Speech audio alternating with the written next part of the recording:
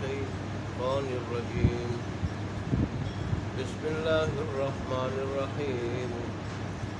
وما أرسلنا من رسول إلا بلسان قومه ليبين لهم فيضل الله من يشاء ويهدي من يشاء وهو العزيز الحكيم. ولقد أرسلنا موسى بآياتنا أن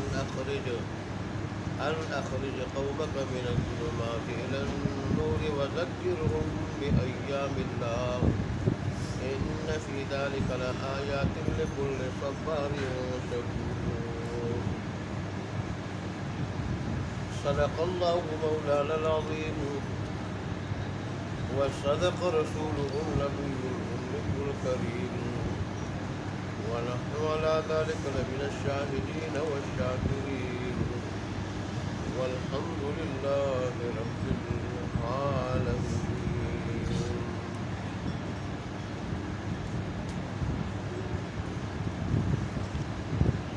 سورہ ابراہیم مکی صورت ہے اور مکی صورتوں میں اللہ تبارک و تعالیٰ نے زیادہ تر بنیادی عقائد ذکر فرمائے ہیں. قرآن مجید کی حقانیت و صداقت، رسول اللہ صلی اللہ علیہ وسلم کی رسالت کی تصدیق، وقوع قیامت، اللہ تبارک و تعالیٰ کی وحدانیت. چنانچہ اس صورت کی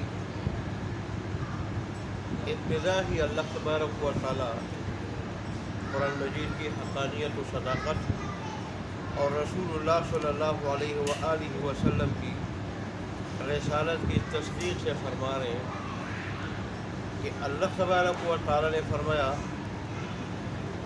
کہ یہ ایک عظیم الشان کتاب ہے. قرآن ایک عظیم الشان کتاب ہے جو ہم نے نازل کی آپ کی طرف.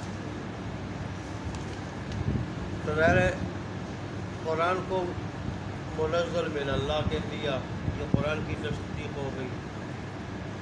اور پھر انزلناہ الیک، آپ کی طرف ہم نے قرآن نازل کیا، اسے رسول اللہ صلی اللہ علیہ وسلم کی رسالت کی تصدیق ہو گئی.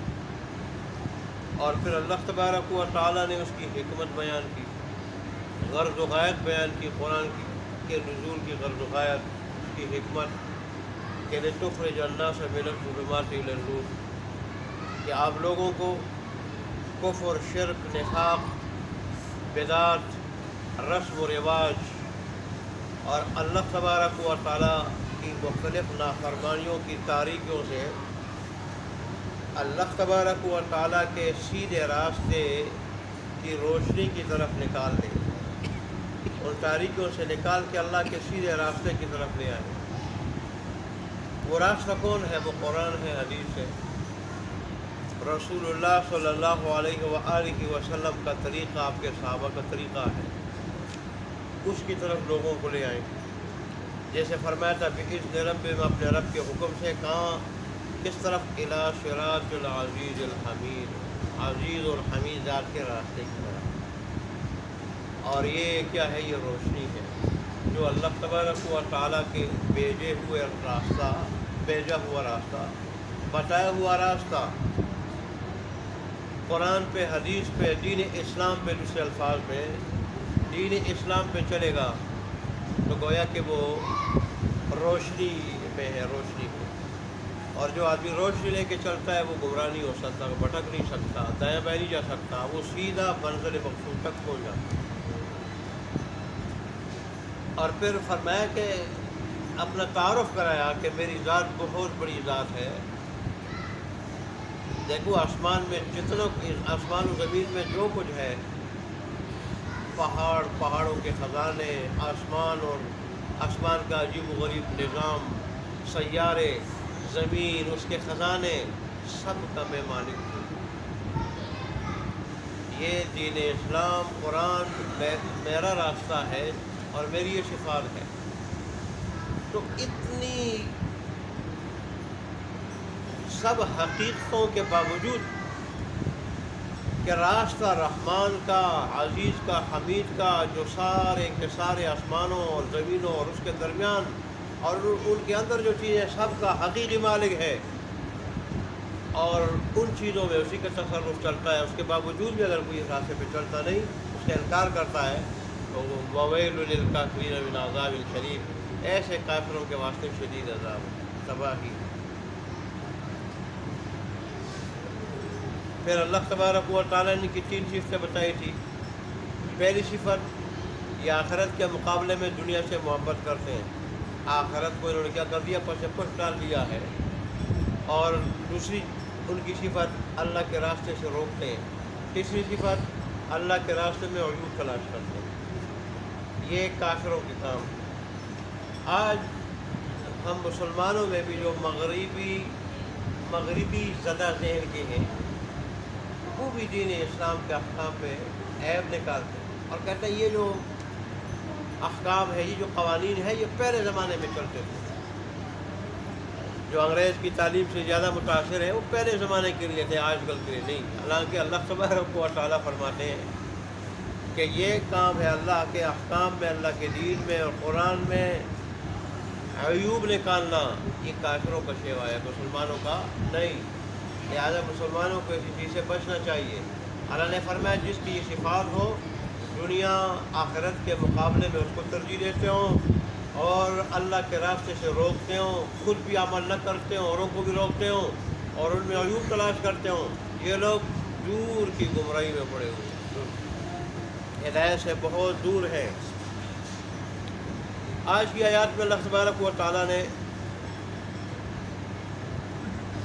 پھر رسالت کا مسئلہ بیان فرمایا، رسالت کا مسئلہ، اور اس طرح رسول اللہ صلی اللہ علیہ وسلم کی رسالت کی تصدیق کر کے معترضین کا منہ بند کیا ہے، اور رسول اللہ صلی اللہ علیہ وسلم کو اور صحابہ کو اللہ تبارک و تعالیٰ نے تسلی دی ہے۔ وہ کس طرح؟ اللہ تبارک و تعالیٰ ارشاد فرماتے ہیں کہ میری ایک سنت ہے، میں نے جب بھی رسول بھیجا ہے تو اپنی قوم کی زبان میں بھیجا، جو زبان قوم کی تھی رسول کی وہی زبان۔ ظاہر مکمل استفارہ تب ہو سکتا ہے کہ قوم اور رسول دونوں کی زبان ایک ہو، تب مکمل استفارہ ہو سکتا ہے، ورنہ پھر قوم کہہ سکتی ہے کہ ہم تو رسول کی بات کو نہیں سمجھتے، زبان اور ہے ہماری اور ہے، ہم کیسے استفادہ کریں، وہ ہمیں کیسے سمجھائیں۔ اور دوسرا، اللہ تبارک و تعالیٰ نے جو کتاب نازل کی ہمیشہ، وہ بھی اس قوم کی زبان میں، جیسے اللہ تبارک و تعالیٰ نے موسیٰ علیہ السلام کو بھیجا تو ان کی زبان بھی اور قوم کی زبان ایک تھی، عبرانی زبان تھی۔ عیسیٰ علیہ السلام کو بھیجا، ان کی زبان قوم کی زبان ایک تھی، سریانی زبان تھی، اور ایسے ہی انجیل تھی سریانی زبان میں، تورات تھی عبرانی زبان میں۔ تو ایسے اللہ نے رسول اللہ صلی اللہ علیہ وسلم کو جب بھیجا تو اپنی قوم کے افراد میں سے ایک فرد کا انتخاب کر کے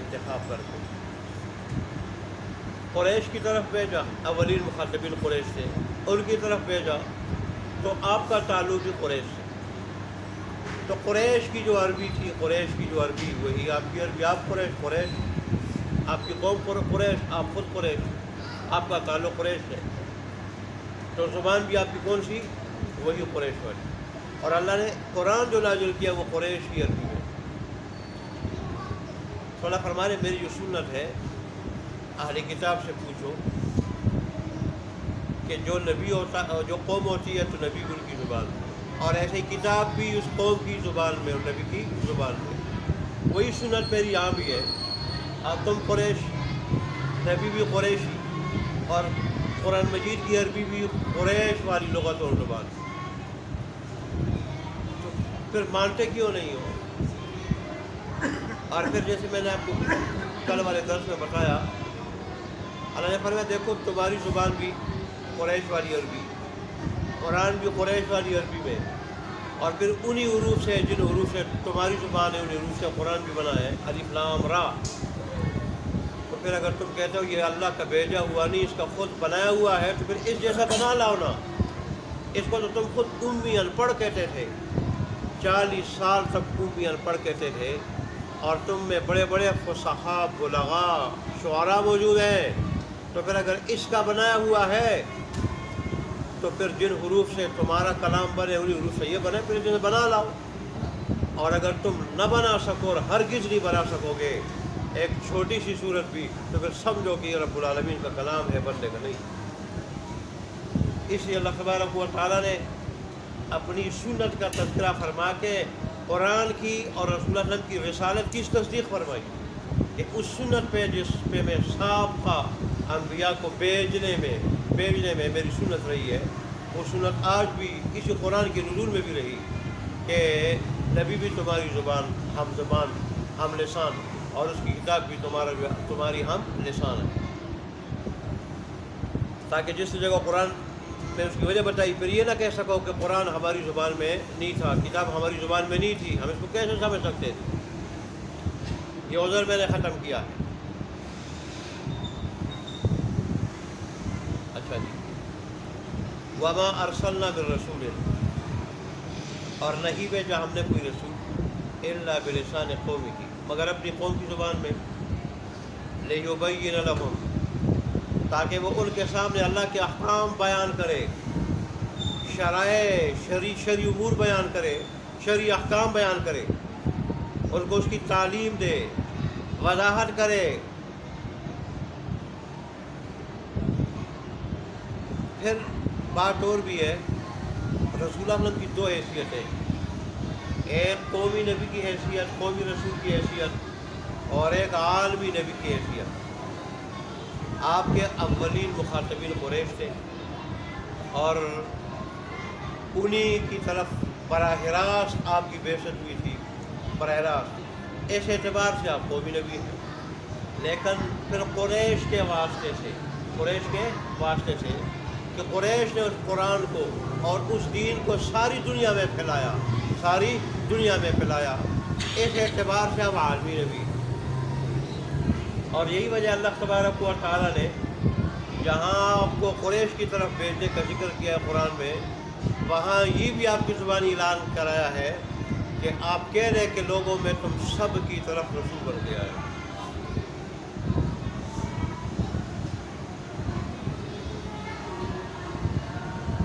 اے اللہ، اچھا جی، فَيُضِلُّ اللَّهُ مَن يَشَاءُ، پھر جب آپ اپنا فریضہ ادا کریں، اللہ کا سارا دین بیان کرے لوگوں کے سامنے، تو اب فَيُضِلُّ اللَّهُ مَن يَشَاءُ، بس اللہ تبارک و جس کو چاہے گمراہ کرے، وَيَهْدِي مَن يَشَاءُ، اور جس کو چاہے ہدایت دے دے، جو اس کے باوجود بھی، دین واضح ہونے کے باوجود، کھل کر سامنے آنے کے باوجود بھی کفر پر اڑا رہے، کفر پر اصرار کرے، ضد عناد سے کام لے، تو پھر اللہ کو اس کی کوئی ضرورت نہیں۔ ایسے لوگوں کو پھر اللہ ہدایت نصیب نہیں کرتا، بلا وجہ اللہ کسی کو ہدایت سے معروف نہیں کرتا۔ ہاں، جس پہ طلب ہو، حق واضح ہو جائے، اس کو قبول کر لے، ایمان لے، اس پہ عمل کر دے، ایسے لوگوں کو ہدایت نصیب ہوتی، یہ مطلب ہے۔ اسی جگہ اللہ سبحانہ فرماتے ہیں، پھر اس کے بعد جو آپ کی طرف سے دین کی وضاحت کے بعد جس کی مرضی ہے پھر وہ ہلاک ہونا چاہے یا باقی رہنا چاہے، مطلب ہے کہ دین پہ عمل نہ کر کے اپنے آپ کو ہلاک کر دے، یا دین پہ عمل کر کے اپنے آپ کو دونوں جانوں کی تباہی سے بچا لے۔ لیکن آپ کو بھیجنے کا مقصد یہ ہے کہ آپ دین واضح کر دیں، ان کے سامنے اللہ کے سارے احکام بیان کر دیں۔ وَهُوَ الْعَزِيزُ الْحَكِيمُ، اور اللہ تبارک و تعالی سب پہ غالب ہے اور حکمت والا ہے، اس کے کسی کام میں کوئی کام اس کا حکمت سے خالی نہیں، ہر کام پہ بندے کی مصلحت ہے، اس کو سمجھ میں آئے یا نہ آئے۔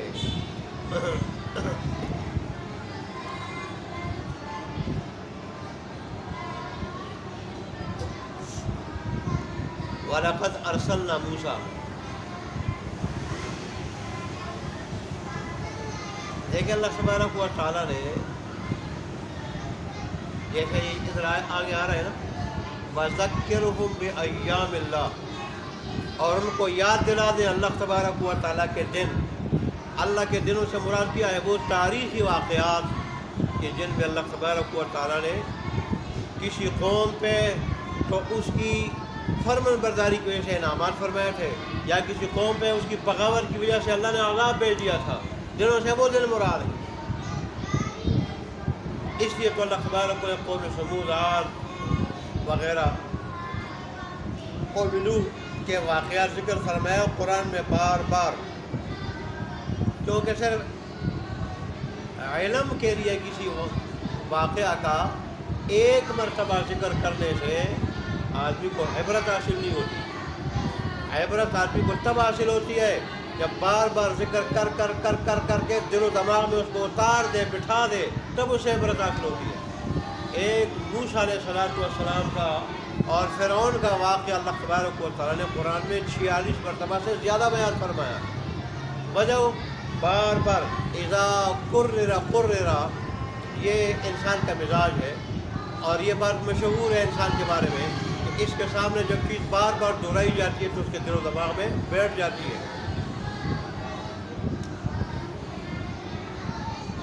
پھر شاہ ولی اللہ محدث دہلوی رحمۃ اللہ علیہ نے اللہ تبارک و تعالیٰ کی طرف سے بندے کو جزائے عمل مل جائے، جزائے عمل مل جائے، اچھا عمل ہو تو اچھی جزا، برا عمل ہو تو بری جزا، برا بدلہ یہ مل جائے۔ فرماتے ہیں اس کے 4 سبب ہیں اور 4 تقاضے ہیں، اس کے 4 تقاضے ہیں، 4 سبب ہیں جن کا تقاضا ہے کہ انسان کی جزائے عمل ہو، انسان کو اس کے عمل کا بدلہ ملے۔ پہلا تقاضا انسان کی فطرت ہے۔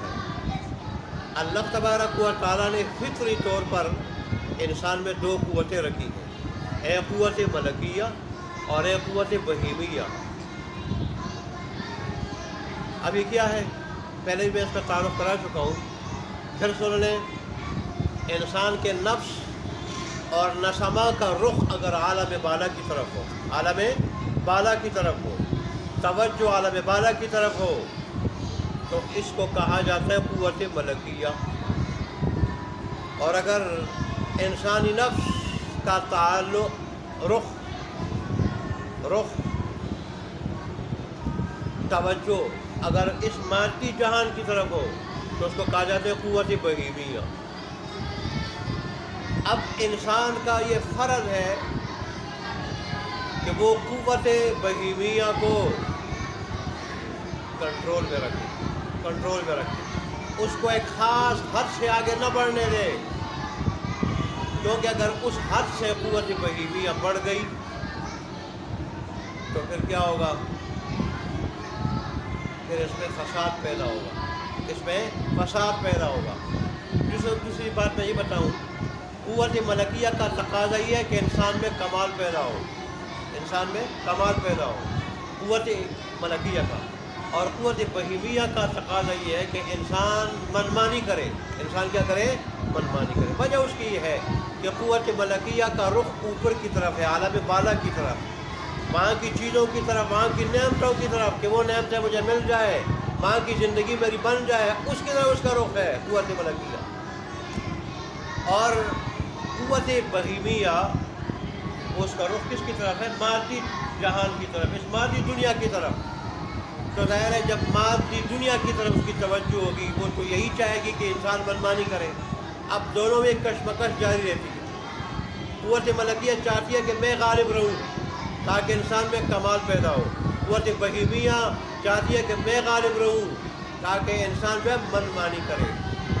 اب انسان کا فرض یہ ہے کہ قوت بہیمیہ کو کنٹرول میں رکھے اور قوت ملکیہ کو اس پہ غالب رکھے، جس کے ذریعے اس میں کمال پیدا ہوتا ہے، تاکہ عالم بالا تک، جنت تک، عالم بالا تک، اونچے مقام تک، حضیرت القدس جو پاک مقام ہے جنت کی شکل میں، اللہ تبارک و تعالیٰ کی رحمت کے مرکز کی شکل میں، اس مقام تک آسانی سے پہنچ جائے گی۔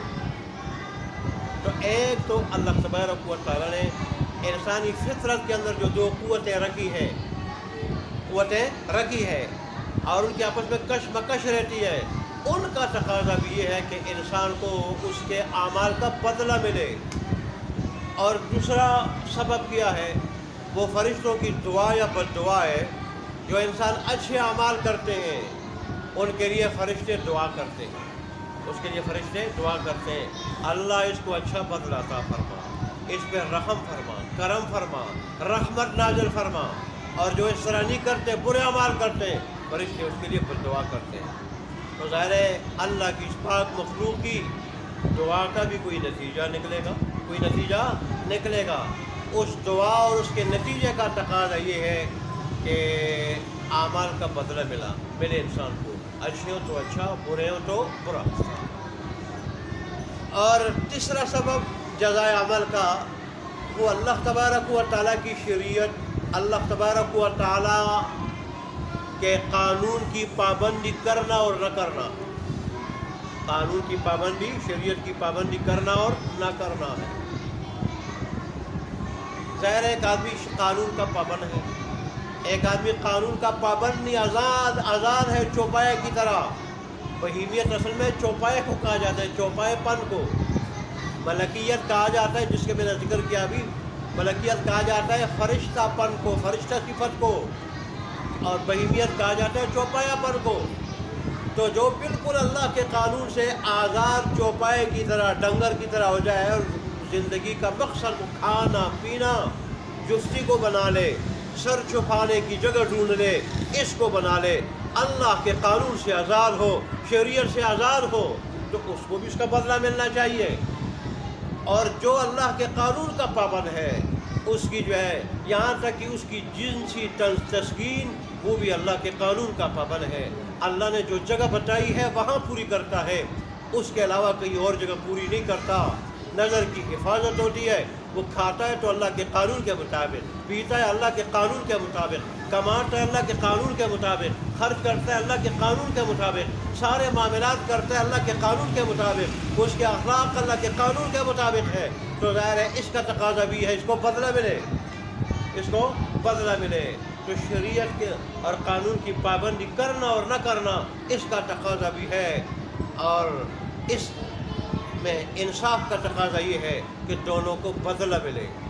اور تیسرا سبب جزائے عمل کا وہ بعثت انبیاء ہے. بعثت اللہ تبارک و تعالیٰ انبیاء کو جب انسان کے فائدے کے لیے بھیجتا ہے تو جب وہ آتے ہیں، انسان دو قسم کے ہیں، ایک ان کے ساتھ اچھا سلوک کرتے ہیں وہ انسان ہے، ایک برا سلوک کرتے ہیں، ایک ستاتے ہیں وہ انسان ہے، اور دوسرے وہ انسان ہے جو ان کو سکھ پہنچاتے ہیں، راحت پہنچاتے ہیں. ایک بات ماننے والے اور دوسرے انسان دوسری قسم کے نہ ماننے والے، بغاوت کرنے والے. تو ظاہر ہے جو انبیاء کی بات مانتے ہیں اس سے تو انبیاء اللہ کے جو مقرب بندے ہیں ان کو راحت پہنچتی ہے، اور جو ستاتے ہیں ان کو تکلیف پہنچتی ہے اور دکھ پہنچتا ہے. تو ظاہر ہے ان دونوں باتوں کا تقاضا بھی ہے کہ ان دونوں قسم کے لوگوں کو کیا ملے، ان کے سلوک کا بدلہ ملے. تو بعثت انبیاء اس کا تقاضا بھی یہ ہے کہ جزائے عمل ہو. یہ 4 سبب ہیں جزائے عمل کی. بہرحال قرآنی علوم کی بھی 5 قسمیں ہیں، بات لمبی ہو جائے گی، وہ زندگی رہی تو کل آگے جانے سے پہلے وہ بیان کر دوں گا، ٹھیک ہے، اور پھر جو ہے وہ آگے چلے جائیں گے. آج اسی پہ اکتفا کرتے ہیں جزائے عمل کی بات میں.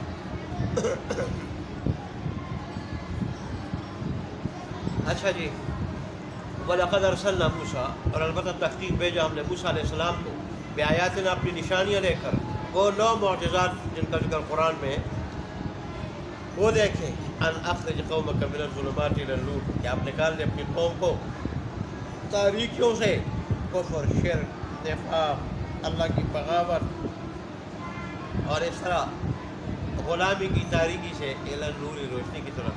وَذَكِّرْهُمْ بِأَيَّامِ اللَّهِ، اور ان کو یاد دلا دے اللہ کے دن، اللہ کے دن جن میں اللہ تبارک و تعالیٰ نے نافرمان قوموں پہ عذاب بھیجا یا فرمانبرداروں کو انعام بھیجا ہے. إِنَّ فِي ذَلِكَ لَآيَاتٍ لِكُلِّ صَبَّارٍ شَكُورٍ، بے شک اس میں البتہ نشانیاں ہیں ہر ایسے آدمی کے لیے جو حد درجہ صبر کرنے والا اور شکر کرنے والا ہو. وَإِذْ قَالَ مُوسَىٰ،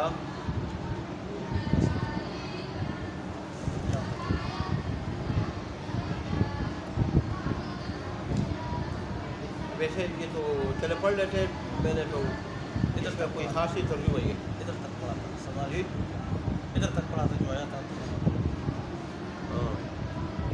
ہاں بارہ شکور تک پڑھا ہے، لیکن انہیں آگے ترجمہ ہی اور کچھ نہیں ہے. ٹھیک ہے. وَإِذْ قَالَ مُوسَىٰ، اور یاد کرو اس بات کو کہ جب کہا موسیٰ علیہ السلام نے قومی اپنی قوم کے واسطے اذکروا نعمت اللہ ہے، یاد کرو اللہ تبارک و تعالیٰ کی نعمت علیکم اپنے اوپر، اذ انجاکم من آل فرعون، جب اس نے نجات دی تمہیں فرعون والوں سے، یسومونکم جو تمہیں پہنچاتے تھے، سوء العذاب برا عذاب، بری طرح عذاب، جو پہنچاتے تھے تمہیں سوء العذاب بری طرح عذاب، وَيُذَبِّحُونَ أَبْنَاءَكُمْ اور ذبح کرتے ہیں تمہارے بیٹوں کو. جس میں نے پہلے کہا کہ 90,000 بچوں کو اس نے ذبح کیا، اور عورتوں کو لونڈی بنا کے وہ چھوڑ دیتے تھے، ذبح کرتے، لیکن اللہ کو جو مقصود تھا وہ اللہ کے فیصلے کو کون روک سکتا ہے، وہ ہو کر رہا. وَيَسْتَحْيُونَ نِسَاءَكُمْ اور زندہ رکھتے اپنی عورتوں کو، وَفِي ذَلِكُمْ اور اس میں یعنی اس آپ کے بچوں کو، بنی اسرائیل کے بچوں کو ذبح کرنے میں اور عورتوں کو لونڈی غلام بنانے میں، بَلَاءٌ مِّن رَبِّكُمْ عَظِيمٌ تمہارے رب کی طرف سے بڑی آزمائش تھی. اللہ تبارک اللہ ہمیں عمل کرنے کی توفیق دے. الحمدللہ رب العالمین والعاقبۃ والسلام علی رسولہ وعلی آلہ وصحبہ اجمعین. ربنا ظلمنا انفسنا وان لم تغفر لنا وترحمنا لنكونن من الخاسرین. ربنا آتنا فی الدنیا حسنة وفی الآخرة